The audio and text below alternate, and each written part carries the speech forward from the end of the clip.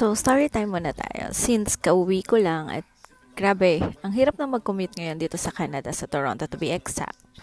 So, this scenario was, it took place a while ago pa uwi. So, nag-train ako and then,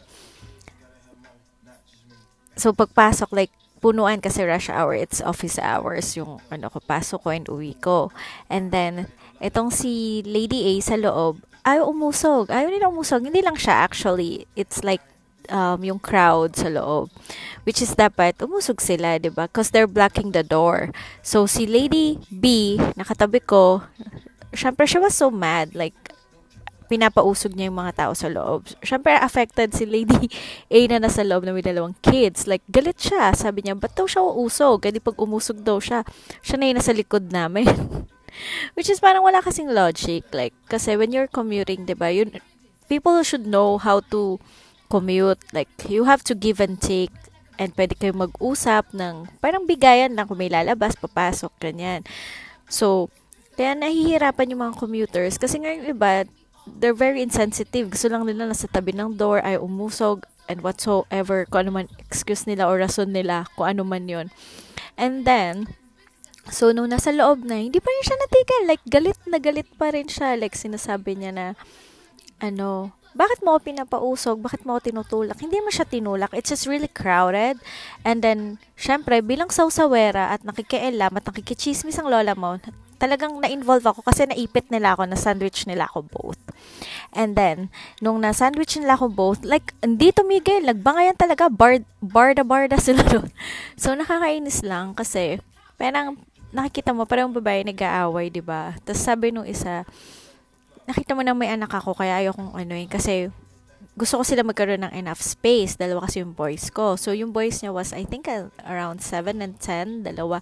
They're big enough. Pero, para magkaganon ka, diba? So, syempre nagalit tong si lady na katabi ko na parang sabi niya dun sa girl na parang, pinausog ka lang naman. Hindi ko naman sila tinulak at siksikan. Which is, may point siya. At siksikan naman talaga. Kung ayaw mo ng siksikan at tatlo naman kayo, kung kumpitin mo yung pamasahe mo, so why don't just take an Uber? I don't know if free yung mga kids kasi sa train. So, nakakainis lang, 'di ba? Na parang nag-iinarte ka ng ganung kaarte nang wala sa lugar. At the same time, ang dami naman nang sinabi.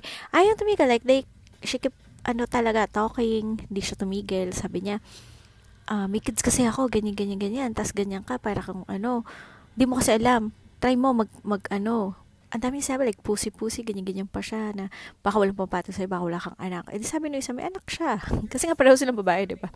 Kasi nabi pa siya na baka trans ka, ganyan. Pero kasing, to the point na nakakapikon na rin, as nakakarinig, yung mga tao nakatingin na, eksena talaga. Nakakainis lang na ganun, na everyday ganyan sila. Isa lang yun sa mga, scenario sa araw-araw na nangyari sa train. So, ayaw na tumigil. Tapos sabi nung isa, may anak ako. At hindi sila ganyan. Kasi parang syempre na siya, na parang dami mo sinabi na pinaglalait mo siya, pati yung race niya. So, wag na natin yung mga race nila, di ba? Nakakainis lang yung mga taong gano'n, na ini-involve mo kung ano yung nationality mo. Which is, pare-pareho lang naman tayong tao, di ba? And, yung pagsasalita niyang gano'n na siya daw ay may pinag-aralan at edukada, it doesn't reflect on her. Kasi kung meron, di ba, dapat hindi ka ganun. Kasi hindi naman nasaktan yung bata. At siksikan yun. Kung gusto mo ng maluwag, maganda yung environment, di mag-Uber ka, mag-taxi ka, mag-Grab ka, whatever, kung ano yung mode of transportation na komportable sa'yo, di ba? Kasi, for me maraming gumagamit ng train, especially nowadays, di ba?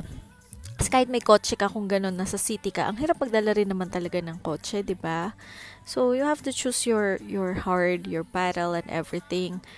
Nakakalungkot lang. Kasi ang dami naapektuhan. Imbis na nakauwi na, di ba? Ayaw mong mag-give pag mamay-ari mo, tay. Yun lang, na-share ko lang. Kasi nainis ako.